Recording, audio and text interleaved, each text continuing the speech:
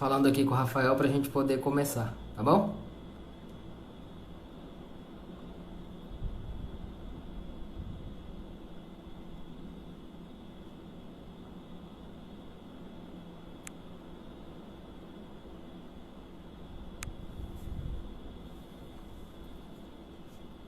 Só um segundinho, esperando o Rafael entrar para a gente começar aqui.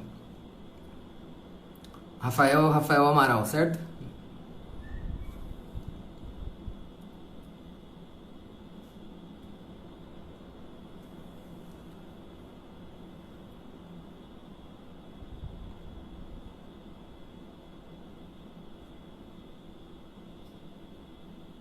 Assim, gente. Ô, Opa, Rafael, boa noite. fala Rafael, bem? Tudo bem e você? Tudo tranquilo. Transmissão de charás aqui hoje. Oh, verdade. E aí, Rafael, tudo bem? Tudo bom, graças a Tranquilo? Deus. Tudo jóia. Boa noite aí a todos que estão presentes aí com a gente. Ótimo. Eu tava aguardando aqui o pessoal ir entrando, né, pra gente começar e te chamar aqui para começar a discussão. Então seja bem-vindo aqui, Rafael. É um prazer enorme. Já conversei com você antes, né? É um prazer enorme tê-lo aqui com a gente e fazendo parte dessa discussão que a gente propôs aqui hoje. Espero que todos que assistam, né? Alunos, profissionais, pecuaristas, né? Produtores de forma geral, troquem ideia aí com a gente e consigam aproveitar toda a experiência e o potencial técnico que você tem para passar para essa galera toda aí. Oh, obrigado aí pelas palavras. Eu que fico grato aí de estar participando, para aproveitar, parabenizar você aí pelo trabalho que tem feito aí em Rondônia com o projeto Ensilagem. Nós que somos do meio da silagem, isso é de grande valia. Estão pedindo para baixar um pouco a câmera, eu vou abaixar aqui. Isso é de grande valia, né? Ajustar um pouco aqui. Isso é de grande valia pelo fato de o universo da silagem hoje é um universo pequeno, as pessoas se conhecem e a gente está fomentando a silagem, né? E tá levando informação para as pessoas, tanto para aluno, que é um trabalho que você tem feito muito bem, também produtores, né? Mas isso é excelente, então parabéns aí pelo trabalho. Que isso, eu que agradeço. Gente, para a gente começar então, eu vou fazer uma breve apresentação aqui, né? Porque todos os dias a gente tem pessoas novas participando. Então, eu sou o professor Rafael Henrique Reis, sou engenheiro agrônomo, né? Tenho mestrado e doutorado na parte de agricultura tropical, mas com ênfase nessa área de forragicultura, né? Trabalho com silagem um pouquinho, né? Muito menos do que o Rafael, é óbvio, mas trabalho com silagem também, tento fomentar, né, como o Rafael disse, essa técnica. E essa live está sendo feita pelo canal do Projeto em Silagem, né? E esse canal a gente criou, começou a trabalhar com ele em 2015, mais ou menos. E entrem depois lá no YouTube. Eu não vou ficar falando muito aqui para não ocupar o tempo aqui da nossa live. Entra depois lá no YouTube, vocês vão acessar nosso canal e ver todas as informações. E essa live de hoje tem o objetivo da gente trazer, né, para mim, um dos maiores consultores dessa área, consultores técnicos da área de silagem no Brasil. Tem vários, né, Rafael? E muitos consultores, bons consultores, Sim. bons pesquisadores, né? O Brasil é uma referência, sem dúvida, em pesquisas também com a produção de silagem no mundo inteiro, né? Então, nós estamos num país privilegiado, né, para falar de silagem. E hoje eu considero, né, já conversei com o Rafael agora há pouco, eu considero o Rafael um dos principais técnicos dessa área, né? Me ajudou muito a pensar no canal que a gente tem, a pensar em divulgar as informações sobre silagem, certo? Então, para mim, né, eu já falei com o Rafael e deixo aqui para todo mundo ouvir, realmente foi uma inspiração que eu tive, né, a partir lá desde o Café com Silagem, né, da Delaval e a Dr. Silage depois também. Então, com certeza o Rafael é uma inspiração para mim, tenho certeza que para muita gente que trabalha com silagem. Então, realmente é um prazer ter você aqui, Rafael, e eu me sinto muito honrado mesmo de poder dividir a tela com você aqui hoje, certo? E Que isso, mas para começar, eu queria que você se apresentasse, né, e trocasse uma ideia inicial aí com a galera, e depois eu explico a metodologia aqui que a gente vai trabalhar essa noite aqui. legal, beleza. Obrigado, Rafael. Que isso, eu fico lisonjeado aí com as palavras. Também queria dizer que hoje é uma live especial, tá? Para mim, é uma que a gente está com dois, né? São dois canais que estão focados em silagem. E hoje aí, acho que mais ou menos há uma hora atrás, eu cheguei aí nos 10 mil seguidores, né? Então foi assim, queria agradecer primeiramente aí a todo mundo que tem dado esse carinho, que tem aí acompanhado o trabalho que a gente tem feito no Dr. Silas.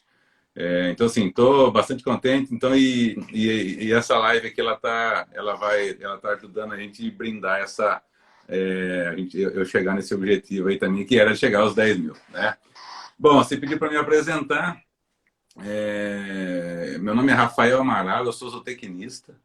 Eu formei lá na Unesp, em Jaboticabal, formei em 2005. Tive a honra de trabalhar com o professor Tiago Bernardes. O professor Tiago Bernardes, inclusive, a gente morava na República junto, enquanto o Tiago entrou para fazer mestrado, eu entrei para fazer graduação. Então, assim, eu era, assim, a vida inteira, né, trabalhei no campo e tal, mas eu nunca tinha tido contato com silagem, né? Até que conheci o Tiago e ele foi lá fazer mestrado com silagem. E eu já querendo fazer estágio, e ele falou, viu, por que você não vai fazer estágio comigo? Eu falei, poxa, Tiago, mas mexer com silagem, acho que isso aí não vai dar futuro para mim, não.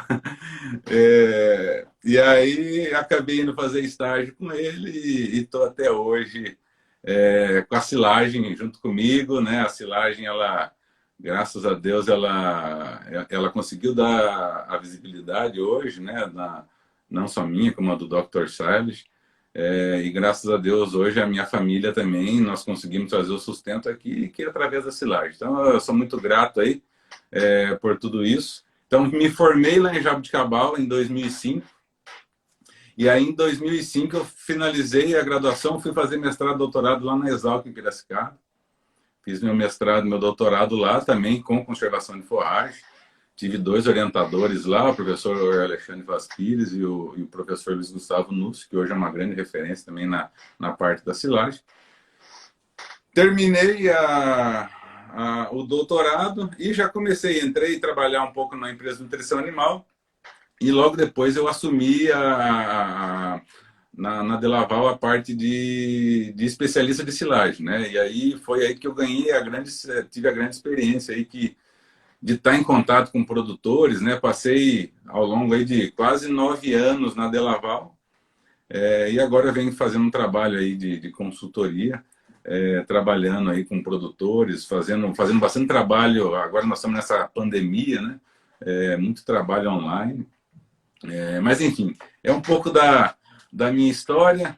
E mais uma vez é isso. Obrigado aí pelo convite e por a gente e por estar aqui falando de silagem mais uma vez. Ok, isso. Eu que agradeço, Rafael, primeiro por tudo que você já conquistou e eu tenho certeza que a gente vai continuar aprendendo muito ainda sobre silagem com você, com o Thiago, com o Lúcio, né? E o professor Patrick, né? Do Paraná também, Sim, são pessoas que são referência, né? Nesse assunto, vários outros também. E eu acredito que tem muito a evoluir ainda, tem muita coisa nova, nova entre aspas, né? Surgindo, nova no sentido dos produtores começando a adotar com mais frequência, né? Grão reidratado, reconstituído, sim. Snaplet agora, né? E algumas tecnologias que não são tão novas, né? Mas que para a gente Uhum, aqui, talvez no Brasil, no dia a dia das fazendas, seja algo novo, como os filmes, né? Para vedação, que a gente vai discutir aqui um pouco hoje. exatamente. Então, me permita começar aqui, Rafael. Vamos E lá. aí, para todo mundo que está assistindo, pessoal, nós montamos um roteirinho aqui, né, Rafael? De algumas coisas que a gente pretende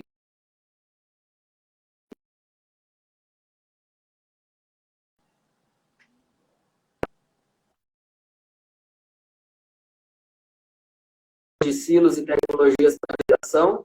E depois que a gente bater um papo aqui, aí a gente vai tentar acompanhar aqui os comentários e as perguntas que vocês vão fazendo e a gente discute no final. A ideia é que uns 20 minutinhos a gente bater um papo e depois a gente ter mais uns 30 minutos para tirar as dúvidas e fazer discutir com vocês. Perfeito. Pode ser que a internet caia, viu, gente? Nesses horários hoje em dia, né, tá meio complicado. Se der uma travada, cair, volta aqui com a gente e a gente vai retomando caso isso aconteça, tá? E o objetivo, né, eu acho, Rafael, maior que a gente tem hoje é tentar discutir no seguinte contexto, né?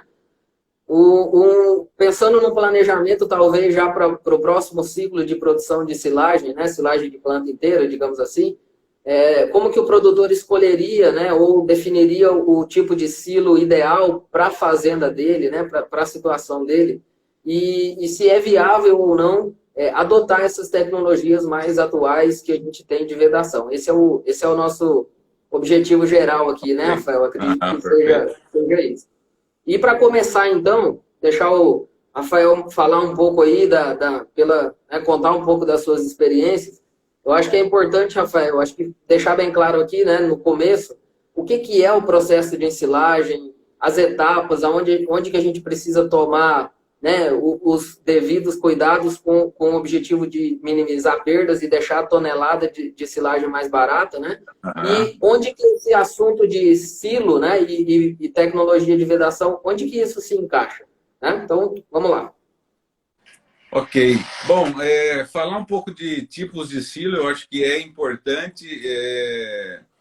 Hoje nós encontramos no Brasil, basicamente, vamos falar aí, 3 tipos de silo, né? O silo trincheira, o silo superfície e o silo bolsa.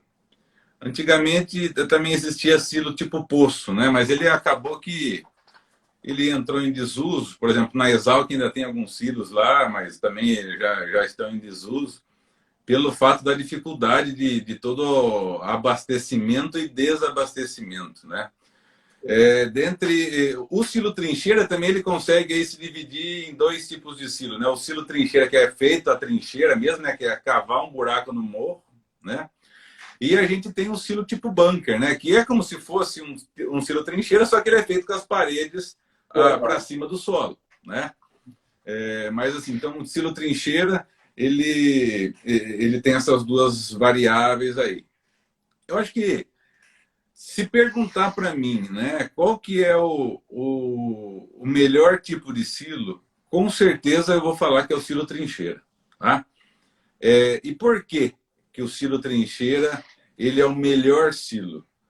Porque lá no silo trincheira eu tenho paredes que fazem com que o material seja melhor acomodado, né? Então, assim, as paredes ela oferece resistência para o momento que eu estou fazendo a compactação, né? Eu vou conseguir aumentar a densidade do material armazenado.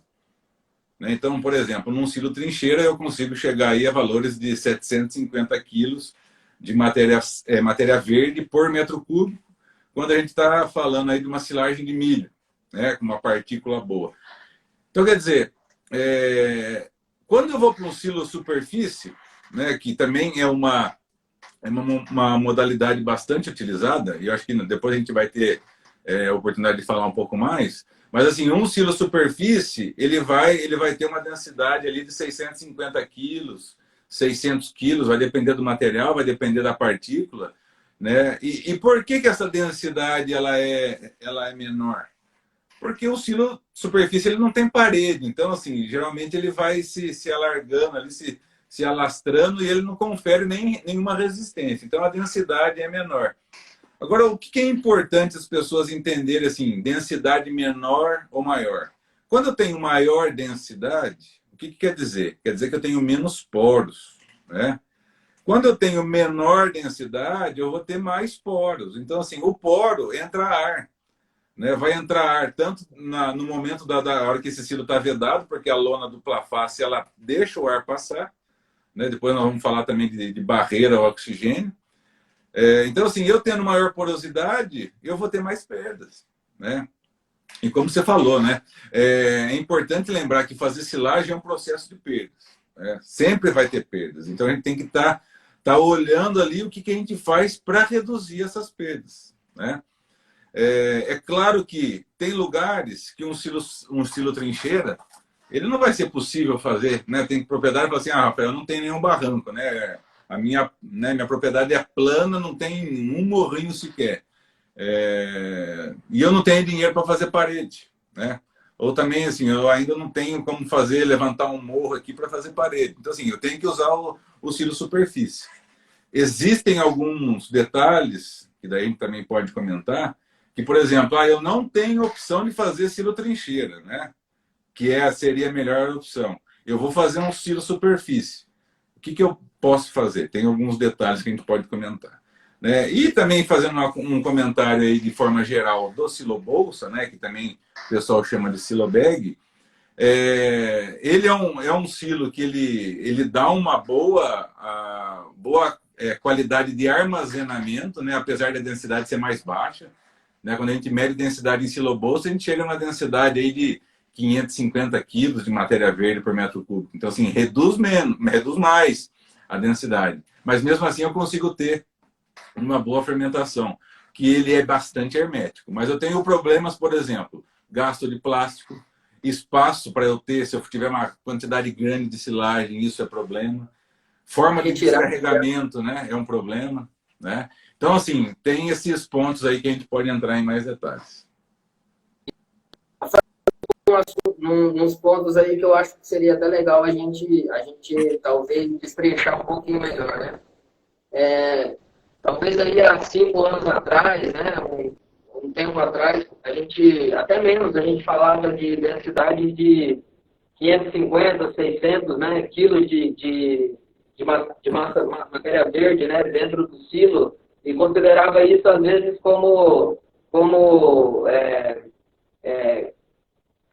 considerava isso como se fosse já um valor ótimo, né, digamos assim. E hoje o que se tem visto, né, até eu acredito que pela entrada das colhedoras em autopropelido e tudo mais, a picagem mais uniforme também, né, tem se trabalhado com densidades para compactação maiores, né, Rafael? Sim. Sim. A questão de densidade ela é interessante, né, porque isso daí foi uma observação minha de campo, tá? Eu nunca achei isso em nenhum livro de pesquisa, em nenhum livro de silagem. Mas, assim, por coincidência, isso foi em 2012. Eu estava na unidade do Marfrig, lá em Mineiros. Nós começamos a fazer um trabalho com a lona de barreira, né? E para fazer esse tipo de trabalho, a gente faz um cubo, né? A gente mede, a gente pega, né, delimita um cubo, tira ali a silagem para ver quantos quilos de matéria seca eu tenho por metro cúbico no momento que eu terminei a ensilagem, e eu faço isso depois também quando eu estou abrindo esse silo. E pela diferença eu calculo perdas. E aí eu me surpreendi porque era um silo superfície e nós chegamos a valores de densidade de 850 quilos de matéria verde num silo superfície. Mas eu falar, poxa, eu errei a conta, né? Fizemos mais repetições e o valor bateu, né? Então, assim, o que acontece? A densidade, que nem quando a gente está falando de densidade de 750, 650, essa é a densidade que eu estou medindo da silagem depois de pronta. Mas pode ser que ocorra que a densidade ela seja maior no início, na ensilagem. Porque, que nem eu falei, imagina que ali o silo é como se fosse uma caixa cheia de bolinha de gude. E a bolinha de gude é a matéria seca. O resto é porosidade, né? Como o processo de perdas acontece, né? Eu tenho uma bolinha que era matéria seca ali, ela meio que explode e vira gás, e ela vai embora, né? Então, assim, com o passar do processo, eu tenho uma tendência em aumentar a porosidade, né? Então, assim, é porque eu estou perdendo, né? Mas como você falou, né? Voltando ao caso das densidades, com certeza, tem muita gente olhando mais para isso, né? Para eu chegar numa densidade elevada, eu tenho que ter um trator adequado, né? Eu tenho que ter tempo adequado de compactação. São N fatores que estão contribuindo para melhorar. tamanho de partícula é uma coisa, né? Automotriz hoje, o serviço que esses prestadores de serviço têm feito é extremamente importante, né? Que até, vamos dizer aí, 5 anos atrás e não tinha tanta intensidade, né? Hoje você vê a quantidade de máquinas que tem trabalhando aí, isso é fantástico, né? O processo fica mais caro. Não, não fica, fica mais barato, né? Aqui em Rondônia a gente tem vamos dizer assim, um pouco de dificuldade em relação a isso, né? Não, existe muito pouco, quase sempre, até às vezes de fora do estado, essa terceirização de serviços, né? E a terceirização em alguns pontos é essencial, né? Porque um pecuarista aí, vamos pôr, de médio porte, né? Médio para pequeno porte, dificilmente ele vai conseguir investir tanto dinheiro em uma colhedora dessa, né? Pelo valor que é. Então, precisaria, até para quem está assistindo a gente aí, né? Um nicho de mercado, digamos, a se explorar, né? Principalmente na nossa região aqui, que isso quase que inexiste, digamos assim, né? Entendi. Rafael, para a gente deixar bem claro essa importância da discussão do tipo de silo, né? Com toda a sua experiência, cara, pelo que você vê no campo, pelo que você acompanha o pessoal, pensando em silagem de planta inteira, né, a princípio, porque a silagem de grão, a Snap Lage também já vamos dizer assim, que tem algumas particularidades, né? Pensando na silagem de planta inteira, milho, sorgo, capim, cana, né, até, dá uma passada em todas as etapas do processo, desde a lavoura até o descarregamento, né, da silagem, dá uma passada para nós nessas etapas, né, assim, de forma geral, indicando onde que você vê que seria assim, ó, isso aqui é ponto crítico para evitar perda, né, desde o tamanho da partícula, o milho no campo, isso é ponto crítico para evitar perda, e daí aí talvez o pessoal consiga entender o porquê nós vamos estar discutindo aqui sobre o silo em si, né? O tipo do silo. Pode ser? Ok. Bom, então assim, a hora que acho que o primeiro ponto importante ali no processo de fazer a silagem é o momento de colheita, né? Eu tenho que definir o momento correto de colheita. E para definir esse momento correto, eu tenho que fazer matéria seca, né? Isso é uma coisa que tem que estar na cabeça de todo mundo. Eu vou fazer silagem, matéria seca é item obrigatório, né? E isso geralmente não é, né? As pessoas fazem, usam os melhores híbridos, usam as melhores tecnologias, e aí chega no momento e fala assim, qual que é a matéria seca? Poxa, não sei, né? E então, às vezes colhe na hora errada. Tá me ouvindo bem aí? Tô. Eu complementei dizendo que às vezes... Estou ouvindo. Ok. Bom, às vezes, eu complementei, você disse que o produtor às vezes usa o melhor híbrido, investe na adubação, nas práticas culturais e colhe no momento errado, né? Acho que era essa a ideia, né? Exatamente, sim. Então, assim, teor de matéria seca a gente tem que estar na cabeça que ele vai ter que variar de 30% até 38%, mas assim, vai depender do tipo de máquina que eu estou colhendo. Se eu estou colhendo uma máquina simples, né, eu vou ter que aí ter uma faixa e um intervalo de 30 a 35. Se eu colho com uma automotriz, eu vou colher de 32 a 38 de matéria seca, porque a automotriz ela dá homogeneidade de partícula, ela consegue quebrar grão, coisas que a máquina de uma linha lá, acoplada ao trator, ela não faz, né? Então, assim, vai depender como é que vai ser o meu processo de colheita, mas pelo menos 30% de matéria seca, não podemos colher antes disso, né? Tem gente que fala assim, eu colho milho no ponto de pamonha porque senão o vizinho rouba milho para fazer pamonha. Então, assim, errado, né? Colher milho no ponto de pamonha é extremamente errado. Geralmente isso acontece 30 dias depois, tá? Então, assim, por que isso? Porque eu estou fazendo silagem de milho, eu tenho que beneficiar o enchimento de grãos ali que está depositando amido, né? Se eu colho com muita umidade, eu vou ter pouco amido, né? E o amido é extremamente importante para o animal, né? Vai ser mais energia para o animal que vai estar consumindo. Então, matéria seca é uma coisa importante. No momento do enchimento e compactação, eu tenho que fazer ali espalhamento de camadas por volta aí de 15 a 30 centímetros, para que o pneu do trator consiga fazer uma boa compactação. Né? Não adianta nada chegar uma carreta de silagem lá e eu já começar a compactar. Não, preciso espalhar isso daí. Né? Uma outra coisa, tempo de compactação. O tempo que o trator deve compactar, ele tem que ser igual ao período de colheita ou até 20% a mais. Então, o que eu quero dizer com isso? Se eu estou colhendo durante 10 horas, o meu trator que compacta tem que compactar de 10 a 12 horas. Não é aquela história de tipo, o trator foi lá, chegou uma carga lá, deu uma acomodadinha e daí ele vai para a sombra para desligar o motor ali, porque senão vai gastar muito diesel. Errado, né? Isso daí, não, assim, o trator parado, ele não economiza. Temos que colocar isso na cabeça, tá? E uma outra coisa, o trator, ele tem que ter um peso com relação à quantidade de forragem que chega por hora.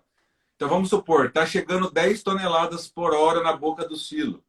Eu devo ter um peso de trator 40% do que chega por hora. Então, se chega a 10 toneladas, eu tenho que ter 4 toneladas de peso de trator para compactar, tá certo? Então, assim, isso aí é extremamente importante, né? Para fazer uma boa compactação. Uma outra coisa que eu acho que é muito válida a gente lembrar que é o uso de inoculantes, tá? A inoculação hoje da silagem, ela não é item de luxo. Para mim é item obrigatório, tá? Porque eu vou colocar uma população de bactérias ali, né, que ela está selecionada para fazer uma boa fermentação. Ah, Rafael, mas se eu não colocar o inoculante, fermenta. Vai fermentar, né? Mas é a mesma coisa do que você pegar a vaca Nelore recém-parida e colocar na ordenhadeira, entendeu? E tentar tirar leite. Vai ter leite na glândula mamária dela ali. Agora, tirar leite dela que vai ser o difícil, né? Mas então, assim, né? E a mesma coisa é com o inoculante. A bactéria que está no campo fermenta. Mas, assim, é uma bactéria que pode ser mais preguiçosa, é aquela bactéria que come mais e produz menos, né? Agora, já a bactéria que tem no inoculante, ela foi selecionada para fazer aquilo ali. E vai ajudar no quê? Em reduzir perdas. E tem o pós-abertura também, né? Também, também. Hoje existem bactérias que são relacionadas aí para aumentar a estabilidade da silagem no pós-abertura. Né? Exatamente. Então, acho que isso é importante. Depois disso, acho que dentro também desse processo de enchimento, o que o produtor tem que estar muito atento, né? Principalmente os que estão colhendo com máquinas simples, né? As acopladas ao trator, o pequeno produtor. A fiação das facas das máquinas é extremamente importante e ela deve ser feita de pelo menos até duas vezes por dia para cima. Né? Às vezes o produtor faz o seguinte, ele fala assim, eu vou começar a fazer a silagem. Daí o que ele faz? Ele pega a máquina dele que estava lá no canto, toda empoeirada, cheia de coisa por cima. Daí ele dá um banho na máquina. Ele fala, não, vou ajeitar essa máquina. Daí ele dá um banho na máquina, ele dá uma afiada nas facas ali e beleza. E ele só vai afiar essa faca ano que vem. Pelo amor de Deus, gente. Isso não pode. Né? Nós temos que afiar a faca pelo menos 2 vezes por dia. E a outra coisa que acontece, todo mundo às vezes já deve ter visto. Quem faz silagem provavelmente já viu. Fica uns disquetinhos de sabugo de milho, parece um salaminho cortado. O que é isso que acontece? Por que acontece isso? É que a contrafaca, ela está muito longe da faca. Tem gente que não sabe que existe contrafaca na máquina. Né? Então, assim, a mesma coisa eu pegar uma tesoura e desgastar só um lado dela. Eu não consigo cortar papel. Então, eu estou afiando a minha máquina, ajusta a contrafaca. Né? Procura no manual lá onde está a contrafaca e ajusta, que é extremamente importante. Tá?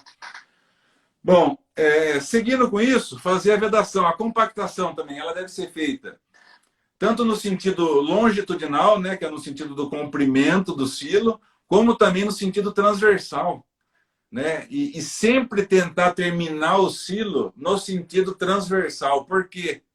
Porque no sentido transversal eu vou ficar com várias ondulações do pneu do trator. Quando eu abrir esse silo, e às vezes vier um vento, ou vier um ar ali, essas ondulações elas vão servir de resistência. Agora, se eu terminei a compactação nesse sentido aqui, se vier um vento, ele achou um tubo de ar que vai levar ar lá para o final do silo. Né? Então, é extremamente importante a gente fazer isso. Mandar um abraço aí para o Pancho, lá da Argentina, ali, a gente trabalhou bastante aí. Abraço, Pancho. Bom, e enfim, e aí nós vamos chegar na etapa da vedação, né, que a gente deve utilizar lonas de qualidade, né, isso é extremamente importante. Lona de qualidade, não adianta querer comprar a lona mais barata, né? As lonas que a gente está vedando no silo hoje são lonas, assim, que vamos dizer, o que muda, por que uma lona ela é mais barata, ela é mais cara?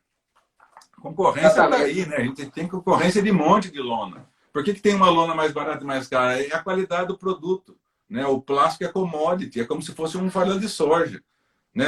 Ah, eu achei um farelo de soja R$10 mais barato o saco. Está batizado, né? Tem alguma coisa ali que não é soja, tá certo? Então, assim, a lona é a mesma coisa. Então, assim, não vão na ideia de que material reciclado é bom, né? Lona 80, tem lona 70-30, 80-20, que é 80 de material virgem e 20 de reciclado. Gente, não adianta, né? Nós temos que lembrar o seguinte: pega a quantidade de silagem que você está produzindo, né? Tantas toneladas. Se a gente estiver falando de silagem de milho, multiplica ali por 120, 130, R$140. Veja o quanto de dinheiro que você tem debaixo, que você vai colocar debaixo de lona. Então, assim, daí você vai comprar uma lona mais barata para dali 2 meses rasgar, né? E você, grande parte do seu material se perder, não tem sentido, né? Então, assim, lona tem que ser de qualidade. Tá? Quanto de dinheiro que tem dentro do silo, né, Rafael? Quanto de amido que tem dentro do silo, de fibra. Você pegar o valor financeiro, né? Se a gente falar só de financeiro, você pegar o valor financeiro dentro de um silo, quantos hectares de milho tem ali fora, né? Gastando aí 2.500, 3.500 num hectare. Quanto de dinheiro tem dentro de um silo para você colocar uma lona de qualidade ruim, né? Ou para você, às vezes, não adotar essas tecnologias de vedação e de cobertura, né? Eu acredito que o princípio seja esse, né, Rafael? Valorizar o produto que você está produzindo, né? Dar o devido valor a ele, né? Sim. Sim, sem dúvida. Aproveitar, eu queria mandar um abraço também para o Pedro aí, o Pedro lá do Paraguai, a gente se conheceu lá, ele trabalha no confinamento. Grande abraço aí, Pedro. Legal, tem muita gente entrando aí, fazendo várias perguntas. Eu estou acompanhando aqui as perguntas, gente, tem muita pergunta interessante. Daqui a pouquinho a gente vai abrir para essa discussão aqui. Tem muita coisa, já tem várias perguntas aqui bastante pertinentes para a gente discutir. Pode manda bala aí, Rafael. Não, legal. Eu acho que na questão da vedação, ainda continuando, né, indo um pouco no sentido aí que você comentou, a vedação, para mim, é a carteira que guarda o dinheiro. Tá certo? Né? Eu sempre falo assim, poxa vida, imagina uma carteira cheia de nota de 100, né? E daí você imagina ela, daí você pega e abre ela na frente de um ventilador, assim, com vento de 100 km por hora. Todas as notas de 100 vai começar a voar. É isso mais ou menos que eu vejo na hora que eu vejo um silo furado. Né? Quer dizer, pode ter furo no silo? Pode ter furo. Não tem problema nenhum de ter furo. O problema é esse furo permanecer no silo, tá certo? Porque, assim, claro, escapa um animal, vem um porco do mato, vem um tatu, né? Vem alguma coisa ali, né? Assim, eu já vi funcionário querer vedar silo com morão de cerca, poxa. Daí, assim, ele joga um morão de cerca em cima do silo, faz um baita de um rasgo e deixa ali, né? Eu falo assim, eu sempre faço essa comparação também, assim, ó, imagina, geralmente para quem está trabalhando, né, no processo da silagem ali, assim, ó, imagina o seu chefe, o seu patrão, ele pega a Hilux dele e fala assim, ó, fulano, vai lá no campo lá e conserta um cano que está furado. Daí você vai lá, né, porque precisa consertar o cano que está vazando água, daí monta lá ele na Hilux do patrão, coisa linda, nova, né, e vai lá trocar, vai lá arrumar o cano.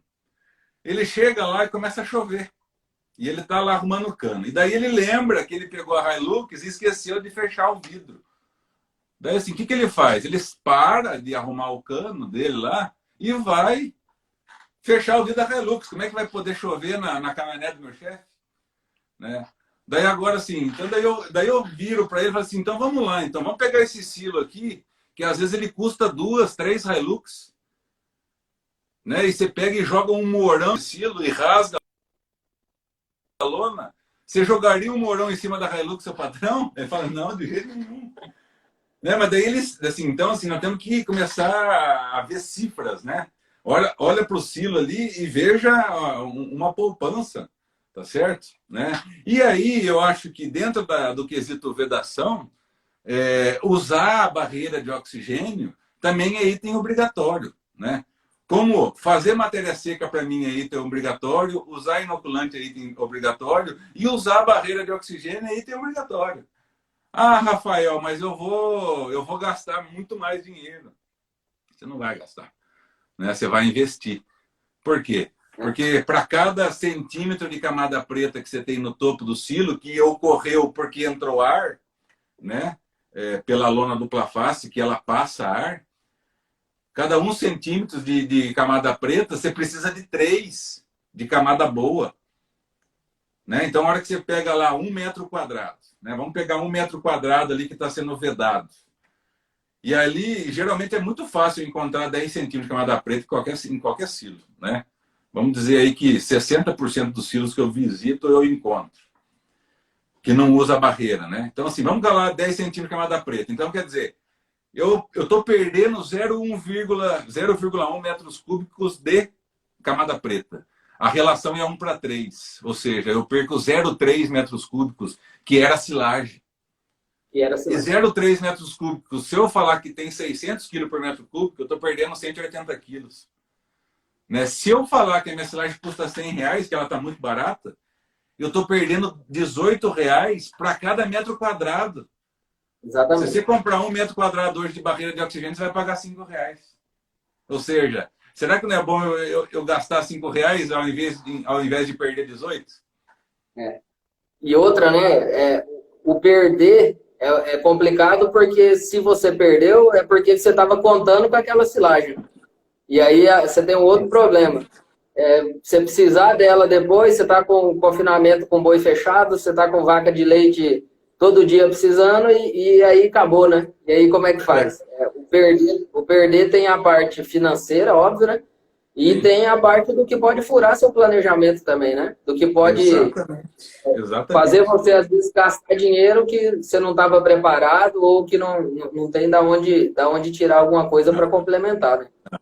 Eu sempre peço para o produtor fazer o seguinte cálculo. Eu falo assim, produtor, pega a quantidade de silagem que você faz no ano. Sei lá, eu planto 10, 20, 30, 100 hectares e eu faço, sei lá, 1.000 toneladas por ano. Daí agora calcula quanto que você gasta de silagem por dia e multiplica isso por 365 dias no ano. Ele vai ver que o valor não vai fechar. E tem gente que ainda fica espantado, porque faz um cálculo desse e chega a dar 40% de diferença, de perdas. Então, quer dizer, vamos tomar cuidado, pessoal, porque é um dinheiro grande ali que está parado debaixo de lona. Isso. Rafael, vamos...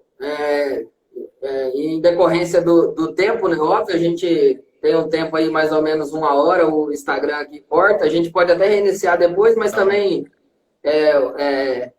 todo mundo tem compromisso, então não é bom ficar passando muito desse tempo, né? Claro. Então vamos lá, para a gente fechar uma ideia sobre silo, né? Eu acredito que essa discussão ela é longa, na verdade, mas como você falou no começo, vou só destacar alguns pontos. Okay. Isso depende da parte financeira, isso depende da sua propriedade de condição para fazer, né? Se a gente pudesse elencar, né, qual que é o melhor? É uma trincheira, né? Por questões de otimizar, né, o processo de compactação, facilitar o descarregamento depois, a retirada é mais fácil, né? Você pode usar um desensilador, você pode usar uma pá carregadeira, se for o caso de um confinamento grande, né? Então, acho que a trincheira ou o bunker, né, eles são, tecnicamente, as opções melhores, né? Isso não quer dizer que um produtor... Eu sempre costumo dizer isso com o pessoal que a gente acompanha ou quando você está trocando uma ideia com quem quer entrar, digamos assim, na produção de silagem, né? Nunca fez.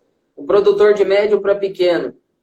Às vezes, ele desembolsar um investimento muito grande numa trincheira no primeiro ano, ele ainda não tem, né, ele ainda não tem a prática, ele ainda nunca conduziu uma lavoura, não passou pelos processos. É um investimento alto, né? Às vezes no primeiro ano, quando a gente pega produtor pequeno ou médio. Então, por que não, né, numa condição dessa, fazer uma superfície, né, no primeiro momento, para Sim, ver como funciona, né? Não sei qual que é a sua opinião a respeito, mas para entender o concordo. processo. Mas é óbvio que a partir do momento que você quer tecnificar mais, que você quer melhorar o processo, aí você tem que partir para as trincheiras, né? Sim. Acredito que seja mais ou menos esse o raciocínio, né, Sem Rafael? dúvida, sem dúvida. Eu acho que um ponto que é importante no cílio superfície, né, que eu sempre recomendo, fazer cílio superfície é uma necessidade, às vezes, da propriedade, como você disse. Mas sempre façam com relação de base, de altura para base, de 1:6 ou 1:8. Para cada 1 metro de altura, eu uso de 6 a 8 metros de largura, né, da largura total do silo. Dessa forma eu consigo compactar no sentido longitudinal e no transversal. E aí, porque tem muita gente que só vai compactando no longitudinal e nas laterais a gente perde muito. Né? Então, fazendo com essa relação, gasta um pouco mais de lona, gasta, ele fica um pouco mais achatado, mas eu aumento a densidade, reduzo as perdas e fica melhor. Essa é uma dica fantástica aí, viu, pessoal, que está assistindo, porque se precisar usar uma superfície, você tem que. É aquele negócio, né? O prejuízo já existe, não é isso, Rafael? As perdas já vão ser maiores mesmo. A ideia é tentar diminuir, né? E como que Exatamente. diminui essas perdas? Compactando muito e investindo num material que veda, vamos dizer assim, 100%. Sim, É a saída, né? Digamos assim. exato. Tem bastante gente aí falando sobre silo bolsa, né? Eu também já tenho uma pequena experiência com o silo bolsa, o bag, né? Assim, é fantástico, digamos, do ponto de vista ali. Tem um maquinário específico e tudo mais, fica, né, até bem protegido, mas você comentou já lá no começo, investimento no plástico, acredito que o descarregamento seja uma das coisas mais limitantes. Seria Sim, para propriedades pequenas, né? Talvez um rebanho muito pequeno aí com gado leiteiro, né? Poucas sim. vacas, para tirar com o garfo ali praticamente todo dia, né? E botar na carriola, por exemplo, e levar no coxo. Acredito que as limitações de mão de obra, né, Rafael, Sim, sejam. o silobolsa, que nem eu falei, ele é muito bom. Ele tende a ser um pouco mais caro. Para pequenas propriedades, eu acredito que é uma saída, né? Para propriedade que às vezes não consiga fazer um trincheiro, mas eu tenho observado muitas propriedades assim que estão fazendo grão úmido utilizando o silobolsa, né? Porque daí o avanço do grão úmido é bem menor, né? Não consigo dimensionar um silo trincheira para ter um avanço de 30 a 40 centímetros para usar o grão úmido. Então, assim, ele pode ser, está sendo muito bem utilizado para pequenas propriedades. Agora, a propriedade que já vai ter que descarregar uma silagem convencional no silo bolsa, ela vai ter problema de perdas laterais, né? Hoje não existe uma forma de descarregar esse tipo de silo, né? Então, é uma questão assim, é bom na fermentação, mas no descarregamento ele tende a ter pontos negativos. Muito complicado, né? E tem alguns comentários aqui também sobre os saquinhos, né, de 30 quilos aí. Aí, gente, é um assunto para uma outra live, porque isso envolve também reensilagem, né, Rafael? A Sim, realocação, que sim, tem sido muito feito, né, para venda, né? Venda de sim, silagem. sim. O saquinho ali é aquele negócio, né? Acho que tendo a empacotadora, né, a vácuo que vai tirar, é uma alternativa legal, mas eu Sim. visualizo isso mais para venda, né, Rafael? Mais para Sim, comércio. eu acredito que a silagem em sacos, por exemplo, na Colômbia, né? Eu tive uma experiência na Colômbia há alguns anos aí, tem muita venda disso lá, né? Aqui no Brasil também está começando. Qual que é o segredo, eu acho? É comprar uma embalagem boa. Não compre embalagem ruim, que daí vocês vão perder, porque a superfície de exposição que você vai ter ali de plástico para a quantidade de material que você tem acomodado ali, vai ser muito. A superfície exposta é muito grande, né? Então, assim, a embalagem tem que ser muito boa, tem que fazer uma boa compactação, encher bem isso aí, mas tem que tomar cuidado com a embalagem. Isso. Aí, Rafael, vamos finalizar aqui essa parte técnica com o seguinte. Apresenta para a gente do que se trata esse filme aí, né? O etileno vinil álcool, né? Acredito, e a tela de proteção. Apresenta para a gente o que é essa tecnologia, por Tá. gentileza. É o seguinte, a lona de polietileno, né, ela tem permeabilidade ao ar, né? Eu sempre dou o exemplo da Coca-Cola, né? Quem já tomou Coca-Cola de garrafa e Coca-Cola de 2 litros? Todo mundo fala que a Coca-Cola de garrafa é mais gostosa, né? Tem, às vezes, quando você toma ela muito gelada, fala, chega até a sair água dos olhos. Né? De tão, né? Por que chega a lacrimejar o olho da gente? Porque ela tem muito gás. Então, olha que explicação mais interessante. Né? O vidro não deixa ter troca gasosa. Agora, a garrafa PET, que ela é feita de polietileno, que por coincidência é o mesmo polímero que é feita a lona, tem troca gasosa. Né? Então, assim, o ar ele entra pela lona de polietileno. Daí descobriram que primeiro veio a poliamida. Né? A poliamida era um polímero utilizado nas embalagens de carne, né? Para tentar manter mais o shelf life, a vida lá de prateleira da carne. E por coincidência, o cara que tem essa fábrica de plásticos, ele encontrou um cara que fazia silagem. Falou, poxa vida, mas por que você usa isso, esse tipo de plástico? É porque entra oxigênio. E aí falou, poxa, mas tem oxigênio também na silagem, dá deterioração por fungos. E aí inventaram essa lona, que a poliamida ela tem baixa permeabilidade. Né? Enquanto uma lona nova, sem ser usada, ela chega a permear 1 litro de oxigênio por metro quadrado por dia, né? Uma lona de barreira chega a permear 10 ml só. Então, assim, eu reduzo a entrada de oxigênio. Depois veio o etilvinil álcool, né? O etilvinil álcool também tem a mesma função de barreira ao oxigênio, só que ele consegue ser um pouco melhor do que a poliamida, porque ele aguenta mais, assim, por mais tempo. A poliamida, com o tempo, ela vai ganhando um pouco de umidade ali, e ela vai rachando, ela vai tendo problemas de entrada de ar. Agora, o etilvinil álcool, eu tenho um produtor hoje que está fazendo o reuso dela 2 a 3 vezes, né? Então, assim, barateou o custo do negócio, né? Ficou interessante. E a função dela é o quê? É não deixar o ar passar. Não deixando o ar passar, não vai ter desenvolvimento de fungo e levedura no topo do silo. E aí eu vou reduzir perdas. É simples dessa forma, né? Então, e aí depois vem a questão da manta, né? A manta, que geralmente é uma manta verde que a gente encontra hoje no mercado, é uma manta que ela faz proteção, né? Porque assim, tem muita propriedade que fala assim, ó, Rafael, eu já coloquei cerca, né? Eu já coloquei choque, eu já coloquei alambrado, eu já chamei benzedeiro, eu já fiz várias coisas aqui, mas assim, não adianta, vem animal aqui e rasga minha lona. Então daí vem o investimento aí da manta, né? Que daí ela vai fazer proteção física, né? Ela tem durabilidade aí de 10 anos e ela faz proteção física, não deixa qualquer animal que entre ali não vai conseguir rasgar aquela lona ali e não vai entrar ar no selo. Exatamente. Rafael, você comentou já mais cedo, mas eu acho legal deixar bem claro, né? É óbvio que você está aí em São Paulo, né? Uma condição de comércio bem diferente da nossa aqui em Rondônia, mas acredito que tem gente de todo o Brasil, até de fora do Brasil aí assistindo a gente, né? Agradeço já também de antemão todos que estão participando.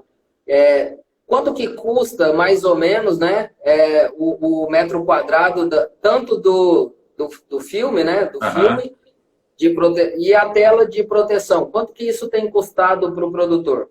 Tá. A lona de barreira, né, o etilvinil álcool, ele tem variado aí num preço aí de R$ 4,80 até R$ 5,80, tá? O valor do metro quadrado.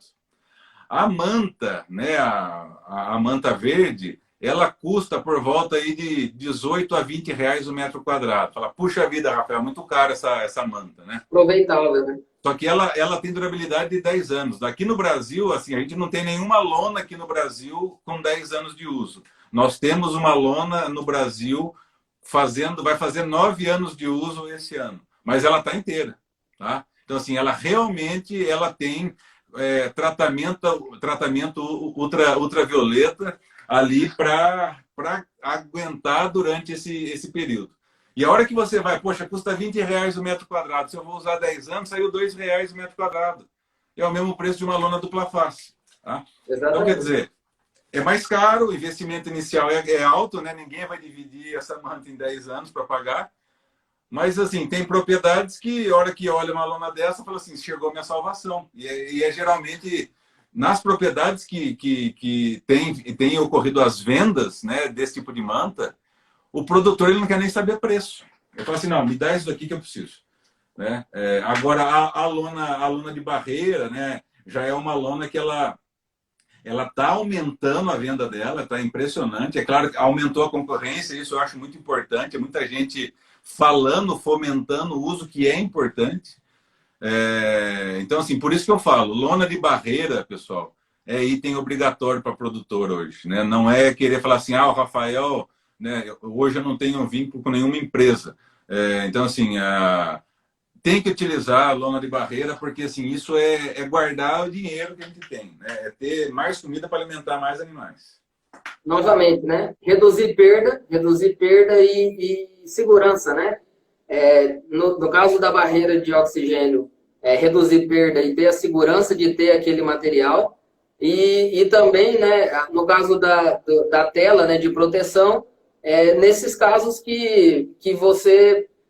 às vezes você pode até economizar um pouco na cerca do lado e tudo mais, como você falou, mas, novamente, mais uma proteção de todo aquele dinheiro que você colocou dentro do silo, né? O Alexandre Foroni, aí, um colega nosso produtor, estava numa live com a gente ontem, perguntou da marca e tudo mais, né? Pessoal, sem fim comercial, mas eu acredito que é representado pela Lallemand, né, Rafael, aqui no Brasil, é a que comercializa, né? E aí procurar, né, os consultores aí para ter mais informações depois. A nossa ideia aqui é discutir a parte técnica, que eu acho que é importante, né? Sim. O professor Tiago Bernardes entrou aí, né, e deu um alô para a gente. Acredito que é uma das maiores referências, né, Rafael? Tanto para você quanto para mim também. Obrigado por prestigiar a gente aí. Rafael, eu acredito assim que a gente falou já de bastante coisa. Tem muitas perguntas aqui sobre... eu vou direto ao ponto aqui. Já vou avisar todo mundo, tá, pessoal? É muito provável que a gente esteja aí nos últimos 5 minutos antes do Instagram cortar a gente, tá? Aí eu vou só pedir aí para o Rafael, caso caia aqui durante a nossa discussão, aí eu retorno aqui na live para a gente finalizar, pode ser? Perfeito. Olha, sem problema. Podemos estender aí uns 15 minutos sem problema. Se tiver pergunta, a gente responde. Show de bola. Aí quem estiver assistindo a gente também, caso caia aqui, a gente volta daqui a pouquinho para discutir um pouquinho mais. Só aproveitar esse gancho aí da proteção, né, Rafael? É óbvio, né, que é muito comum os produtores jogar terra e tudo mais. Aí o Polese, alguma coisa assim, faz uma pergunta aí sobre colocar terra em cima do silo ou algum tipo de proteção. Substitui a barreira de oxigênio? Deixa isso bem claro aí para nós. Substitui. Até assim, é um pouco... Substitui a barreira, sem dúvida, mas assim, você vai precisar colocar de 20 a 30 centímetros de camada de terra. Então, assim, é uma camada considerável. Não é simplesmente jogar um farelinho de terra ali, não, né?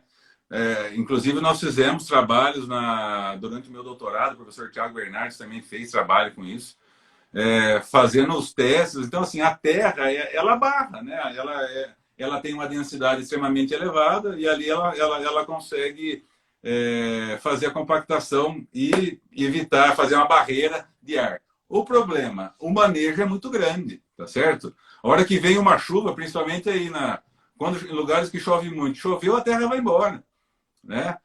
Funcionário não quer tirar terra todo dia, dá trabalho, né? Cansa. Hoje em dia nós estamos tentando entrar na questão de praticidade, né? De facilidade de trabalho. Então, assim, dá para usar. Tá? Dá para fazer. Mas existem tecnologias hoje que eu acho que facilitam mais a vida de quem está no campo. Que eu acho que é isso que nós estamos precisando, né? Todo mundo, qualquer lugar que eu vou falar assim, Rafael, a mão de obra está cada dia mais difícil, né? Então... A terra, né, Rafael? Terra ou serragem, né? Qualquer coisa que você jogar por cima, é claro que é uma barreira a mais, né? Sim. Não chega ao ponto de impermeabilizar é errado porque está relacionado com água, né? Mas não chega ao ponto de isolar, digamos, 100%, mas ajuda, não é isso? Com certeza ajuda, só que aí a gente vê alguns outros problemas. Colocar a terra em cima, isso é feito com trator, né? E aí você pode dar um descuido, um pedacinho aqui da lâmina da concha pega e faz um furo e a gente não vê, né? Sim. Ou um torrão que cai em cima da lona e rasga, né? E se a gente tiver, por exemplo, serragem, é muito comum rato, né? se aproveitar daquele material e querer fazer ninho ou coisa do tipo. Então, tomar um pouco de cuidado. É claro, não tendo outra tecnologia, cobrir com alguma coisa é óbvio que vai ajudar, né? Sim. Mas eu acredito que o filme, ele seja, eu vejo assim como um negócio fantástico e também obrigatório, certo? Sim, sem Gente, dúvida. ó, tá me avisando aqui 10 segundos para encerrar, eu vou reiniciar, tudo bem? Beleza.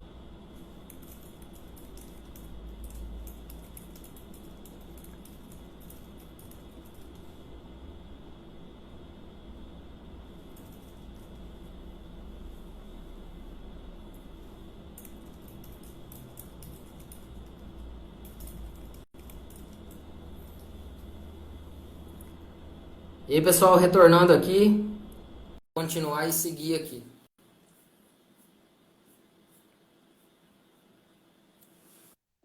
Beleza. E, Rafael, voltamos. Voltamos. Para não tomar muito o seu tempo, tá, Rafael? E óbvio de quem está assistindo, pode ser aqui mais umas duas perguntinhas, alguma coisa, a gente discute e aí vai para o encerramento, pode ser? Perfeito. Vamos lá. Enquanto o pessoal vai retornando aí, Rafael, eu vou deixar avisado aqui todo mundo. É claro que a gente não vai conseguir aqui responder a enormidade de perguntas que tem aqui, certo? Tem muita gente fazendo perguntas. O assunto é bastante legal, né? Então, a sugestão que eu vou fazer é o seguinte: aqui no perfil do Projeto Ensilagem do Instagram, eu vou deixar ali um status, né, para vocês fazerem a pergunta. E caso passou alguma coisa aqui sem a gente responder, manda a pergunta lá no nosso privado, digamos assim. Eu acredito que o Rafael também vai ser receptivo a essas perguntas, Claro. né? Manda a pergunta para a gente lá no Stories, e aí a gente tenta responder vocês individualmente depois, porque com certeza a gente não vai dar conta de responder todo mundo, tá bom? Rafael, tem uma pergunta aqui. Na verdade, a gente perdeu algumas perguntas aqui, né, por conta de ter caído, mas eu me lembro, só não vou lembrar quem que fez a pergunta, eu acho que é um outro ponto interessante da gente conversar. Quando se faz o bunker, né, que daí você levanta a parede lateral, geralmente você levanta com terra mesmo, às vezes, né? Ou a gente vê muito por aí em confinamentos grandes com proteção até de madeira, né? Ripa de madeira, ou até mesmo concreto em situações um pouco menores. Aquele produtor que vai fazer uma trincheira, ele vai cavar uma trincheira, ou ele vai fazer um bunker com terra. Como que vocês têm indicado a lona, né? Lona na lateral, lona no fundo, né? A gente ainda recebe esse tipo de questionamento até hoje. Coloco lona no fundo do silo, coloco na lateral, a lona aqui em cima, né? Aqui em cima, eu posso trazer duas lonas e empacotar e deixar aquele espaço para entrar a área ali? Comenta alguma coisa disso daí. Olha, é legal essa pergunta, extremamente importante. A lona embaixo jamais eu colocaria, tá? Porque assim, essa lona ela vai rasgar, isso vai gerar problema, né? Não tem necessidade. A lona na lateral, eu recomendo sim, até mesmo se eu tiver um silo com paredes concretadas, tá? E como que é a recomendação dessa lona na lateral? Eu coloco essa lona na lateral do silo e eu deixo sobrando de 1 a 2 metros para fora, tá? E aí depois que eu terminei de fazer a silagem, eu venho com essa lona e abraço esse silo.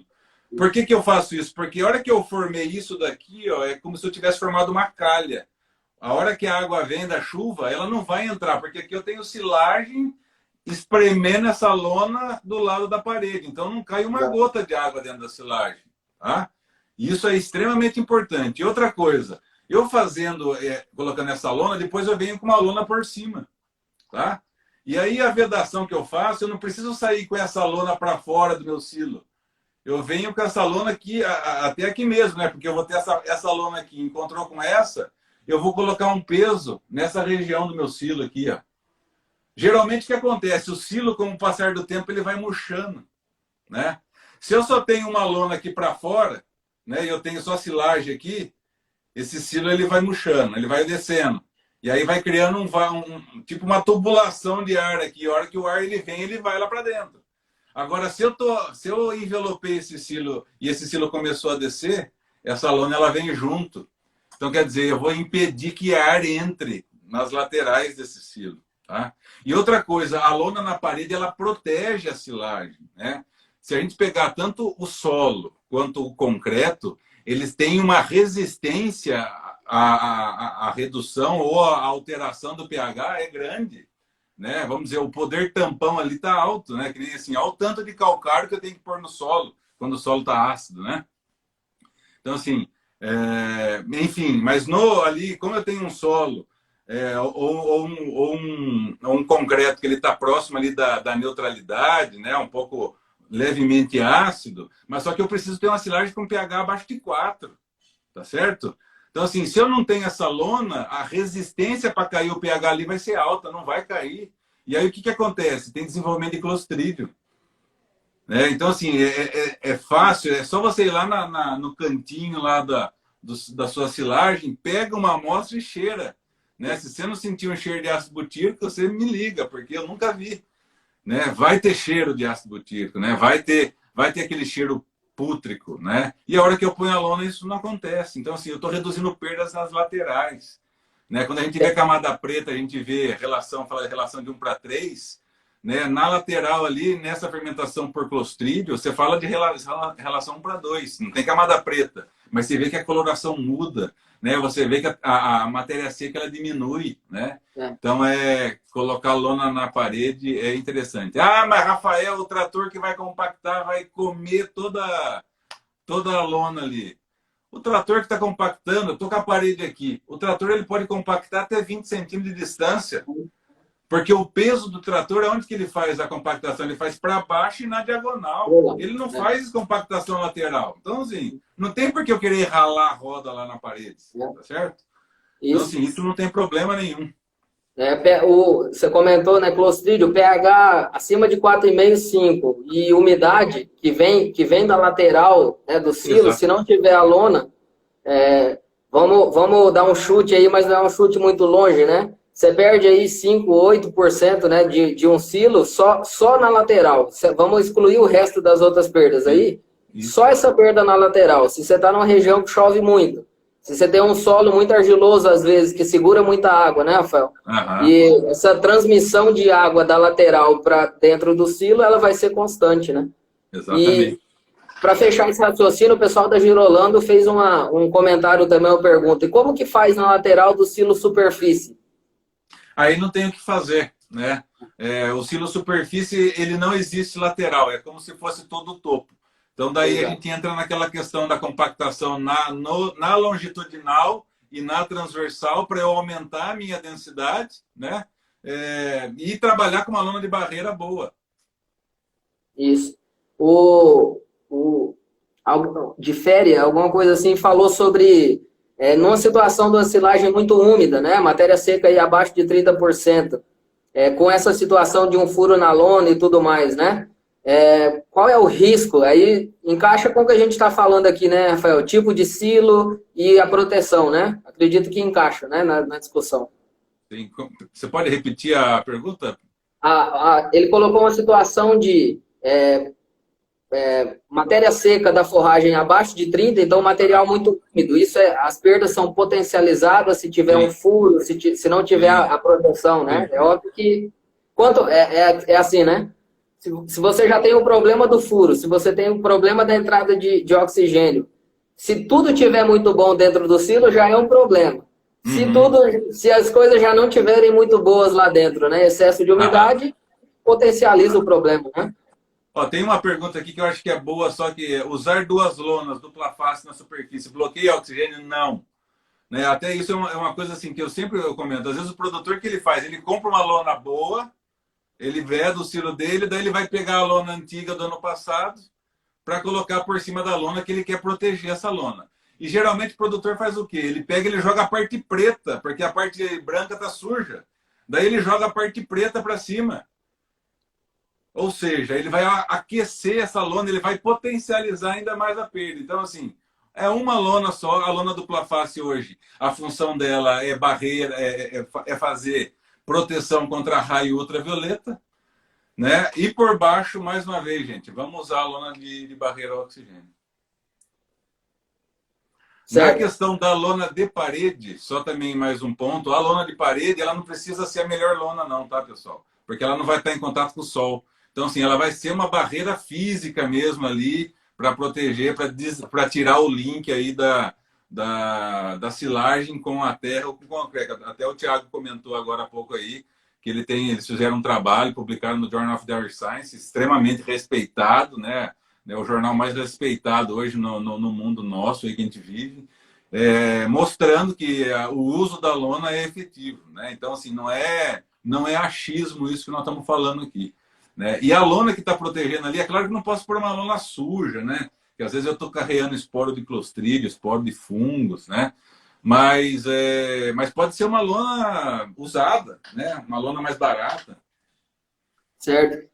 Gente, tem muita pergunta aqui, pessoal. Ó, tem uma coisa importante aí para fechar, já que a gente falou de lona, né? A sujeira da roda do trator na compactação, Rafael. Principalmente clostridio, né? Vai muito nessa condição, né? Sim. O que você tem percebido aí? Sim, é um problema, né? Por exemplo, dia de chuva, né? Tá muito barro, tá levando terra para dentro do silo não é bom, né? Que eu tô levando esporo de clostridio, eu tô levando esporo de fungo. Tá certo que o fungo não vai se desenvolver ao longo ali do período de fermentação que o silo está fechado. Mas a hora que eu abro aquilo ali, eu tenho esporo. E esporo é esporo, né? Ele aguenta várias adversidades. E na hora que chega ao ar, por exemplo, o esporo de fungo, ele vem e ele desabrocha, né? E no caso do esporo de clostridio, daí sim, né? Daí a gente tá alimentando, tá dando comida para clostridio. Então, né? Vale a pena, se está tendo muita entrada de terra, não sai com o trator para fora. Ah, Rafael, mas talvez eu vá reduzir, o meu silo é muito pequeno. Aí não tenho o que fazer, mas eu tentaria evitar ao máximo a entrada de terra para dentro do silo. Silos muito. Acredito que você já deve ter passado em muitas fazendas geralmente fazendas que fazem muita silagem, né? Vamos falar aí 500 hectares de milho, 600, 800, 1.000 hectares de milho para silagem. Aí a colheita é com automotriz, o transporte é com caminhão, né, com caçamba. Então, muitas das fazendas fazem o calçamento, né, Rafael, com calçamento embaixo, né, com paralelepípedo, né, o bloquete. Sim. É uma forma de minimizar esses problemas, né? Sim.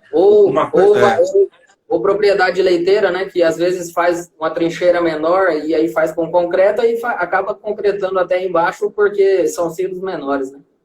Sim.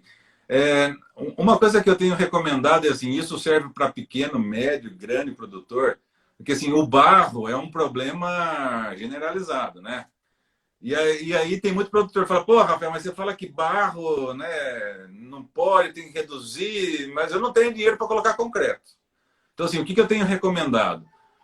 Na área que você faz a silagem ou no próprio silo, você pode usar aí de 7 a 10 quilos de cal virgem por metro quadrado e incorporar isso no solo. É uma quantidade extremamente elevada, tá? E você incorpora isso com uma grade aí a 20 centímetros de profundidade, molha e compacta. Aquilo ali vira uma pedra. Você só tem que daí acertar a declividade. Mas o índice de barro reduz enormemente. Então, assim, fica fácil, o cal virgem é barato, né? Então, é uma saída aí para ajudar, né, principalmente em épocas de chuva. Né? Essa é uma dica fantástica, Rafael. Calcário, você já viu alguém trabalhar com isso? Um também, calcário calcítico, por exemplo? O calcário também, sim. Sim, tem uma função parecida daí, né? O segredo é fazer uma boa homogeneização dele, né?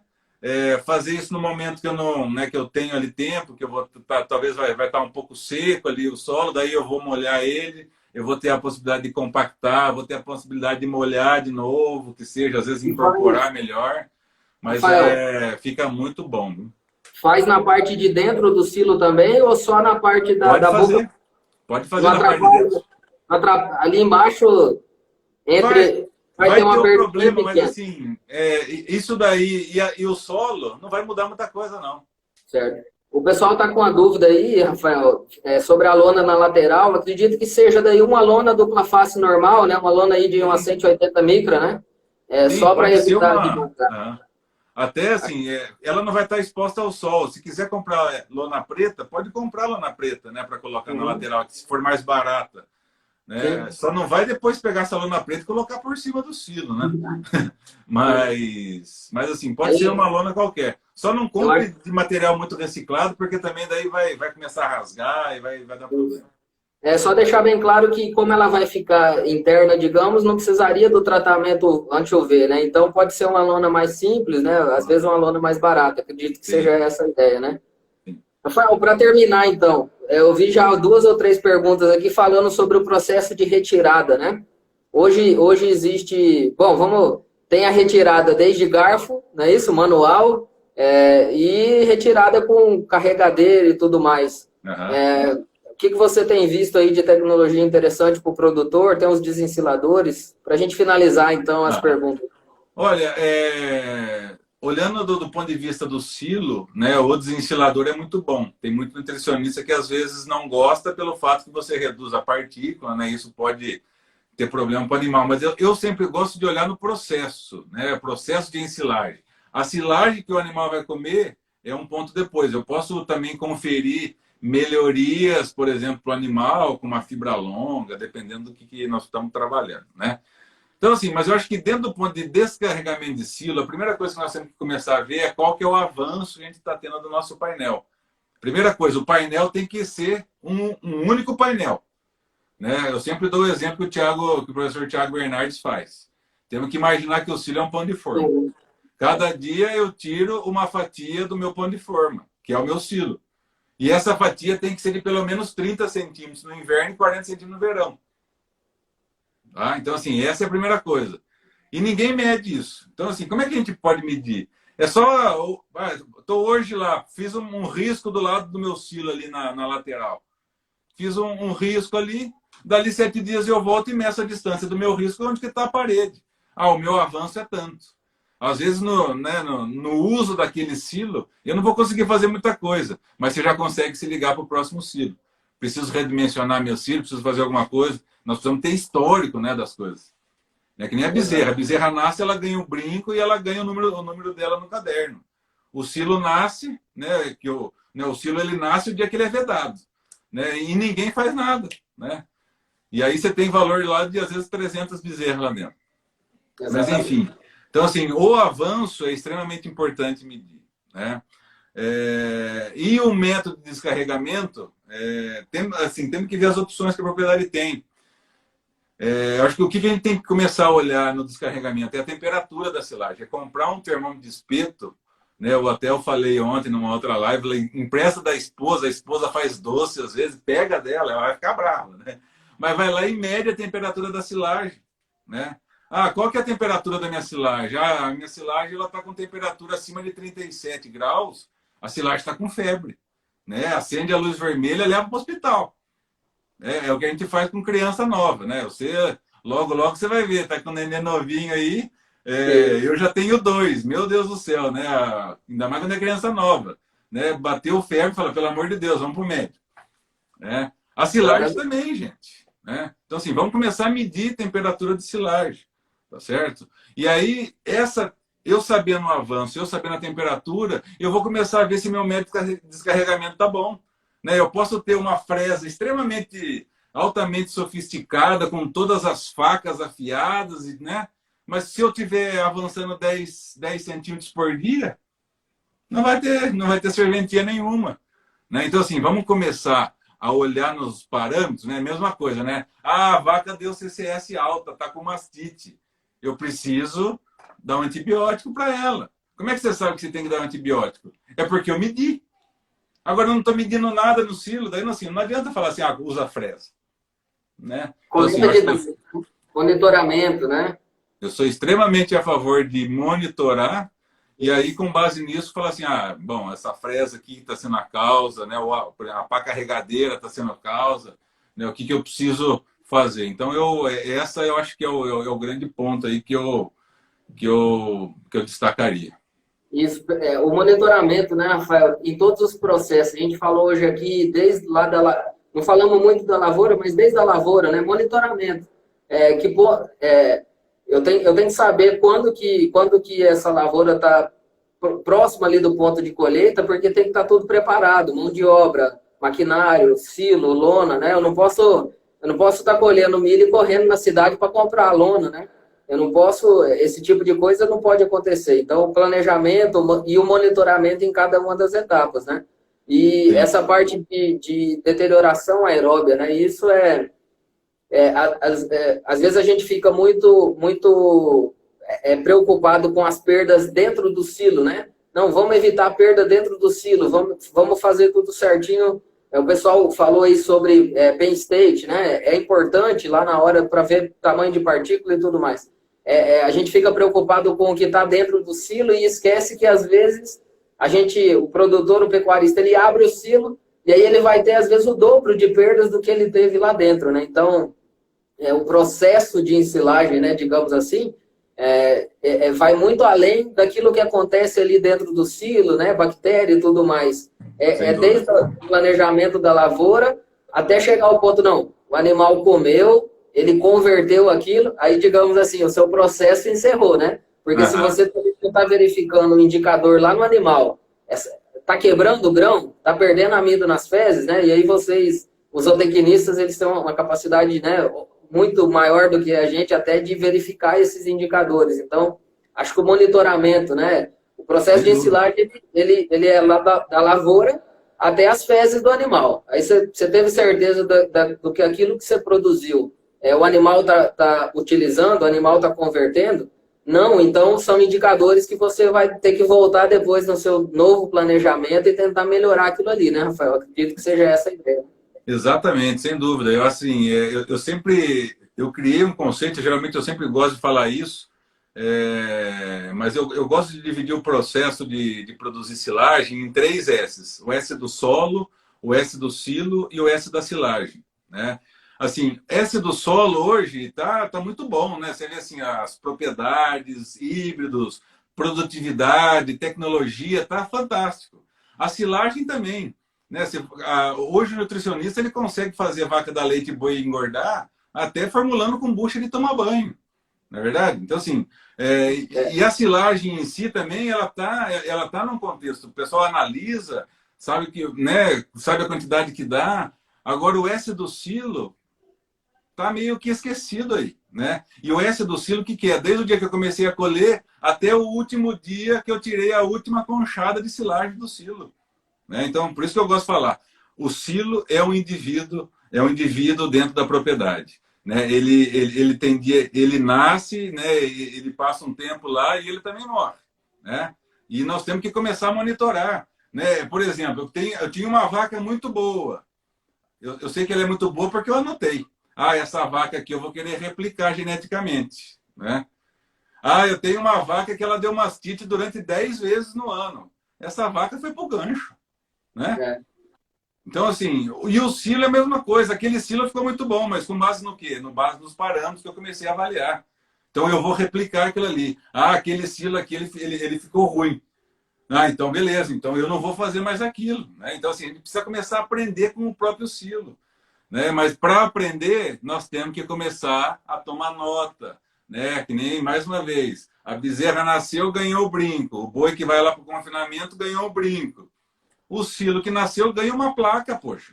Coloca uma placa lá, silo número 1, né? E fala assim, o silo número 1 de 2020, ele foi assim, assim, assado, né? Temperatura da silagem, matéria seca, coisa simples, né? Até chegar num grau, poxa, de começar a calcular perdas de matéria seca, que é uma coisa que 99% das fazendas não faz, né? Isso. Senão o bom, né? A vaca boa, o silo bom, o bom vai ser sinônimo só de bonito, né? Tem uma vaca muito bonita, mas ela é boa, né? Ela é efetiva, não é isso? Aí eu tenho um silo que eu tô olhando aqui por fora, ficou lindo, né? A lona branca refletindo ali ficou uma maravilha, mas ele é efetivo, né? Ele é útil, né? Digamos assim. Então acho que a gente conseguiu passar um pouco da mensagem, né? A gente na pecuária, digamos assim, né? É claro que a gente tem exemplos aí por todo mundo, no Brasil inteiro, de gente muito especializada, né? Mas os exemplos que, às vezes, a lavoura, né? O lavoureiro traz para o agronegócio é importante, né? Você imagina o monitoramento que tem numa lavoura de soja, uma lavoura de algodão, né? o dia a dia ali praticamente da fazenda, coletando dados, verificando. Então, essa parte de gestão, né, o monitoramento mesmo e criar indicadores, né? Eu acredito que é um ponto-chave, né? Acho que essa parte de planejamento e verificação do que foi planejado, acho que é essencial, né, Rafael? Sem dúvida, sem dúvida. Isso aí eu acho que é o que eu tenho no campo aí tentado fomentar, assim, meio que abrir os olhos dos produtores, porque assim é importante, é muito dinheiro, né? A silagem hoje ele tá entre os top 5 itens que tem custo elevado na propriedade, né? Então assim é importante, né? E outra, silagem hoje limita, né? Por exemplo, você vai para um produtor de leite, pode ser o menor produtor de leite, fala assim, viu? Ah, se você pudesse colocar mais vaca, você colocaria? Colocaria. E por que você não coloca? Ah, porque não tem mais área para plantar para silagem. Então, quer dizer, olha a grande oportunidade que nós temos aí, reduzir perdas, é ser mais eficiente, né? Então, acho que esse que é o foco aí.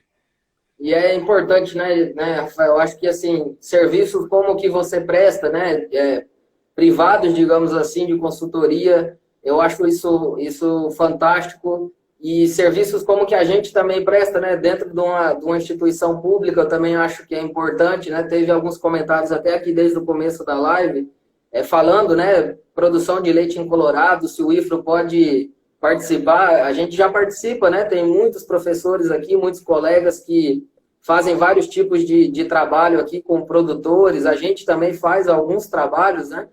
Mesmo que com todas as dificuldades, né, de tempo e tudo mais, você sabe como que funciona essa parte de academia, mas acho que a ideia nossa é essa, né? Contribuir de alguma forma, né, Rafael? Contribuir com quem quer aprender e quem quer discutir sobre isso. O professor Tiago Bernardes falou um comentário aí agora há pouco, né? Agradecendo por fomentar a discussão sobre esse assunto. Eu acho que isso é o ponto-chave, né? Nosso papel Sim. também. Quanto mais a gente falar de silagem, quanto mais a gente se interar sobre o assunto, mais a gente aprende, mais a gente consegue passar informação para quem tiver fim de aprender, né, Rafael? Acho que é isso. Sem dúvida. Bom, a gente já está indo aí, Rafael, para praticamente 1h30. Eu quero agradecer a sua paciência aqui com a gente, por ter ficado por tanto tempo aqui. Foi, para mim, foi uma live aqui, um momento, na verdade, fantástico, né? Eu acho que a quantidade de informações que a gente teve aqui, que você repassou para a gente, a prática sua de campo e o dia a dia que você tem aí nas fazendas, poder passar isso para a gente aqui foi fantástico. Então, eu te agradeço. Passo a palavra aí para você finalizar, para a gente depois encerrar. Não, legal, Rafael. Eu também agradeço aí. Obrigado aí por todo mundo que acompanhou, né? Acho que a interatividade foi muito boa. Estou à disposição sempre aí quando precisar. Eu acho que falar de silagem sempre é um prazer para mim. Eu repito bastante tudo isso que, né, a gente vive silagem, né? Mas é uma coisa que a gente acaba gostando demais. Então, assim, eu agradeço aí a todos que estão presentes. Mais uma vez, queria agradecer aí os meus seguidores lá, que hoje, mais uma vez, falando que eu atingi a marca de 10 mil seguidores no Instagram. Isso é muito gratificante. Agradecer a todos pelo reconhecimento do trabalho. Não meu, mas é do Dr. Salles. Quando eu criei o Dr. Salles, não é para eu ter o apelido de Dr. Salles, não é isso, né? Dr. Salles são todos nós que estamos trabalhando com silagem. Eu acho que o Dr. Salles é um meio de levar conhecimento para produtor, para aluno, para quem quer que seja, né? Então, assim, estar sempre aderindo com pessoas que estão querendo promover isso, né? Então, por isso, assim, eu sempre gosto de deixar essa mensagem e é por isso que o Dr. Salles ele tá à disposição aí de todos, porque o objetivo nosso é levar conhecimento sempre. Sem dúvida, eu admiro muito esse posicionamento seu, penso muito parecido em relação a isso. Da mesma forma, o Projeto Ensilagem, que é o nosso canal a princípio, um aplicativo daqui a uns dias que a gente está elaborando, com esse intuito. Nossa vida aqui na Terra é muito curta para a gente ficar guardando as coisas, a gente precisa repassar isso para quem tiver vontade de aprender. Então, estão ouvindo um gritinho aí, tem uma visita ilustre aqui. Mas eu agradeço, Rafael, agradeço a todos que assistiram. Foi um prazer, repito aqui, né? Não vou cansar de dizer isso, foi uma das experiências assim, pessoais e profissionais mais incríveis que eu já tive, poder compartilhar aqui hoje esse momento aqui com você, Rafael. Fico lisonjeado mesmo. Agradeço a todo mundo que participou, né? O professor Túlio, a professora Larissa estão aí, vários colegas nossos, familiares, etc. Né? Obrigado por todo mundo ter participado. Entrem lá no YouTube, né? Entrem no nosso canal, entrem no canal do Rafael, da Dr. Silage. Aproveitem, digamos assim, tudo aquilo que a gente pretende, né? Pelo menos repassar para todo mundo que tiver a fim de discutir sobre isso. Então, obrigado mais uma vez, obrigado por vocês terem participado aqui com a gente. Tem uma visita ilustre aqui, ó. Hoje vai dar tchau para vocês, o pessoal da plateia pediu aqui, ó. Ó, uniformizada, aqui. Olha lá. Aqui. Dá tchau para todo mundo. Tchau, tchau. Rafael, obrigado por ser... Valeu, obrigado. Rafael, obrigado. Um abraço a todo mundo aí. Foi bom demais. Obrigado a todo mundo que participou. E depois, quando vocês quiserem, manda as dúvidas, mandem as perguntas lá no privado e a gente vai discutindo. Valeu, gente. Abraço. Até mais. Um abração. Bye.